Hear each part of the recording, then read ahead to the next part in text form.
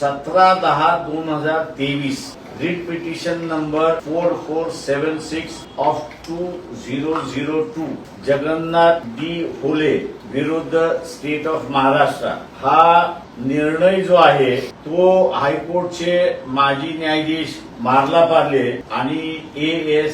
बग्गा या दोघांनी दिलेला आहे। या दोघांनीही या जजमेंटच्या पॅरा 13 मध्ये जे नमूद केलेलं आहे ते मी आपल्या समोर या ठिकाणी वाचून दाखवतो, कारण का ते महत्वाचं आहे अशी असणारी परिस्थिती आहे। निर्णयाप्रमाणे सर्वच मराठा समाजाला कुणबी संबोधिता येत नाही। त्याच्या अगोदरच्या पॅराग्राफ मध्ये कुणबी ही काही जात नाही, तर कुणबी हा व्यवसाय आहे असं नमूद करण्यात आलेला आहे। हा निर्णय सुप्रीम कोर्टातही गेला आणि सुप्रीम कोर्टाने सुद्धा शिक्कामोर्तब त्या ठिकाणी मारलेला आहे की सर्वच मराठा ही कुणबी आहे असं सरसकट त्या ठिकाणी धरता येत नाही। आणि म्हणून जो निर्णय भारतीय जनता पक्षाने GR मार्फत काढला तो मगाशी मी म्हटल्याप्रमाणे गंडवणारा आहे, फसवणारा आहे। त्यांनी राधाकृष्ण विखे पाटील त्यांची समिती होती त्यालाही फसवलंय, गंडवलेलं आहे। जस्टिस शिंदे यांची कमिटी होती त्यालाही त्या ठिकाणी